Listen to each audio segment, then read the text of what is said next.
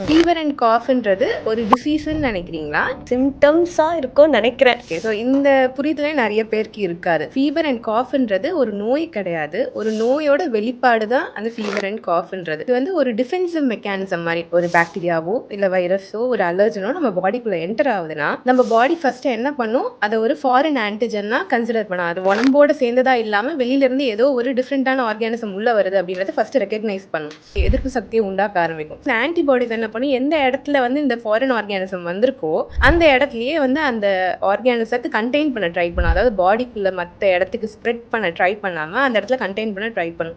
So இந்த reaction நடக்கிறப்போ நம்ம பாடியில் ஹீட் ஜென்ரேட் ஆகும். இந்த ஹீட் ஜென்ரேஷன் தான் நம்ம ஃபீவர்னு சொல்லுவோம். அதே மாதிரி ஒரு பாக்டீரியாவோ ஒரு வைரஸோ ஒரு அலர்ஜனோ நம்மளோட சுவாச குழாய்க்குள்ள போகிறப்போ ப்ரொடெக்டிவ் மெக்கானிசமாக நம்ம காஃப் பண்ணி அதை வெளியே தள்ளும். அதை வந்து ஒரு நோயாக பார்த்து பேரண்ட்ஸ் பயந்து கூட்டிகிட்டு வர வேணாம். நம்ம பாடியோட எதிர்ப்பு சக்தி நல்லா ஒர்க் ஆகுதுன்றதுக்கான ஒரு அறிகுறி தான் இந்த ஃபீவரும் காஃப்.